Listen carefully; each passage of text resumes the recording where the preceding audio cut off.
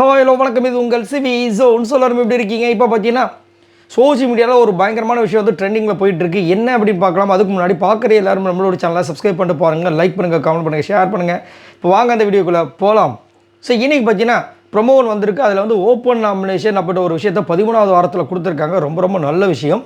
அதை விட இன்னொரு நல்ல விஷயம் பிக் பாஸ் பண்ணால் நல்லா இருக்கும். என்னென்னா எல்லோரும் நாமினேஷன்ஸ் உள்ளே வாங்க, வந்துட்டு சந்தோஷமாக மக்கள் கொடுத்தாங்கன்னா, சப்போர்ட் கொடுத்தாங்கன்னா வெளியே உள்ளே இருங்க, இல்லைன்னா வெளியே போங்க, முடிஞ்சு போச்சு.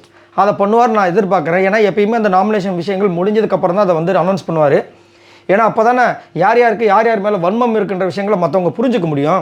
சரி, இப்போ வந்துட்டு இந்த ஓப்பன் நாமினேஷன் அந்த ப்ரொமோ வந்திருக்கு. முதல்ல பார்த்தீங்கன்னா திவ்யா வந்துட்டு அவரோட கேமை வந்துட்டு திவ்யாவோட கேமை அக்குவர் அனைவரை பிரிச்சிருப்பார் நம்ம விக்ரம். கூடவே இன்றைக்கி ஒரு பயங்கரமான சம்பவம் நடந்திருக்கா. என்னென்னா நம்ம கமருதீனை இது வரைக்கும் எனக்கு தெரிஞ்சு விஜய் பார்வதி நாமினேட் பண்ணதே கிடையாது. ஸோ BB9 ஹிஸ்ட்ரியிலே ஃபர்ஸ்ட் டைம் வந்துட்டு விஜய் பார்வதி கமருதீனை நாமினேட் பண்ணுற ஒரு விஷயம் வருது போல இருக்குது. செம்ம மாசான சம்பவம் நடக்க போது போல இருக்குது. கூடவே அரோரா கமருதீனை நாமினேட் பண்ணுற ஒரு விஷயம் நடக்குது போல இருக்குது. ஸோ எனக்கு தெரிஞ்சு கமருதீனை அரோராவும் நாமினேட் பண்ணதில்லை அப்படி தான் எனக்கும் தோணுது. உங்களுக்கு என்ன தோணுதுன்னு சொல்லுங்கள். எனக்கு தெரிஞ்சு இல்லை, சரிங்களா? ஏன்னா அரோராவோட ஹிஸ்ட்ரியை எடுத்து பார்த்தீங்கன்னா நாமினேஷன் அந்த இது பார்த்தீங்கன்னா ஃபுல்லாக விஜய் பார்வதியாக தான் இருக்கும், சரிங்களா?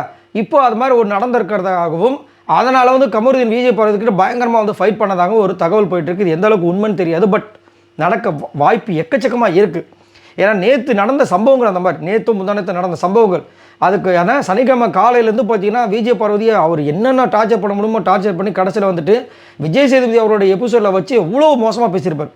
ஒரு காதலன்கிட்ட ஒரு காதலி பர்சனலாக பேசுகிற விஷயங்களை நான் அப்படி இப்படின்னு சுற்றிட்டு இருப்பேனா, ஒன்று லவ் பண்ணதுக்கப்புறம் தானே நான் அந்த பெண்மையை நான் உணர்றேன் அப்படின்னு சொன்ன விஷயத்த இப்போ அவங்க பெண்மையாக உணர்றாங்களாம் சார். அவங்க வந்து அவங்க பாதையை கேட்டுட்டு போகிறாங்க சார். நானும் டாட்டா சொல்லிட்டேன் சார். என்ன நீங்கள் ப்ரூவ் பண்ண பார்க்குறீங்க? இது எப்படி இருக்குன்னா, அவர் கடந்து வந்த பாதையில் நான் வந்து ஒருத்தங்க கூட நடித்து ஆக்ட் பண்ணிகிட்டு இருந்தேன் அப்படி பண்ணார் பார்த்தீங்க, ஞாபகம் இருக்குங்களா? அந்த ஆட்டிடியூட் ஞாபகம் வச்சுக்கோங்க. அதுதான் கமருதீன். நான் அன்றைக்கே வந்து அதில் வந்து இதை வீடியோ போட்டிருப்பேன். ஏன்னா நீங்கள் கடந்து வந்த பாதையில் உங்களுடைய விஷயங்களை அங்கே சொல்லுங்கள் அப்படின்னா, அவர் வந்துட்டு அந்த பொண்ணு அங்கே வந்துட்டு அந்த பொண்ணு யாரும் எனக்கு தெரியாது, அவங்க மென்ஷன் பண்ணணும்னு விரும்பலை. ஏன்னா அவங்களோட லைஃப் அவ்வளோ அவங்க அடுத்த லைஃப்பை ஸ்டார்ட் பண்ண போயிட்டாங்க. அங்கே நீங்கள் வாலண்டியராக அதை வந்து அங்கே வச்சு என் கூட தான் இருந்தாங்க ஒரு வருஷம் அப்படி இப்படின்னு என்னென்னமோ சொன்னார். சொல்லிவிட்டு அங்கே வந்து ஆப்போசிட்டில் வந்து ஆதரவு சொல்லியிருப்பாங்க ஏன்டா அப்படின்னு. அப்போது அவரோட மைண்டுக்குள்ளே என்ன, ஸோ கூட இருக்கிற பொண்ணுங்களை அசிங்கப்படுத்துறதை அவருடைய விஷயமாக வச்சுருக்காரு. ஸோ இப்போ விஜய் பார்வதிக்கு அதே காமிச்சிட்டார்.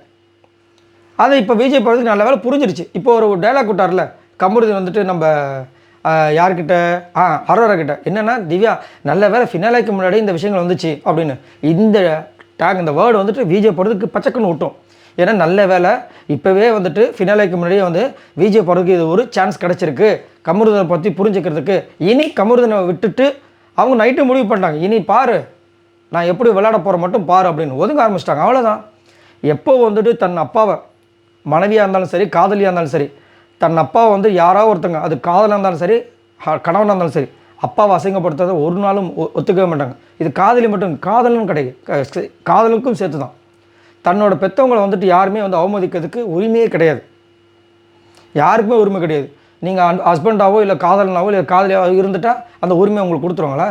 இதுனே அது எப்பயுமே அம்மா அப்பா வந்து கடவுள் மாதிரி உனக்கு உயிரை கொடுத்தவங்க, உனக்கு உடலையும் உயிரையும் கொடுத்தவங்க. அவங்கள வந்துட்டு நீ அசால்ட்டாக வந்துட்டு அவர் அந்த மாதிரி பேசுகிறத பொண்ணு சும்மா இருக்குமா? நேற்று அழகாக அப்படி தான். அதுக்கு தான் வந்துட்டு நேற்று சாண்டா கிட்ட பேசும்போது கூட அந்த வார்த்தையை வந்து எப்படி சொல்கிறாங்கன்னா, அவர் இறந்தது அப்படின்னு சொல்லியிருப்பார், இருந்தாங்கன்னு சொல்லிட்டு அவங்க மாற்றிருப்பாங்க. ஏன்னா திரும்ப அந்த வேர்டை ரிப்பீட் பண்ணால் நான் விரும்பலன்ற மாதிரி.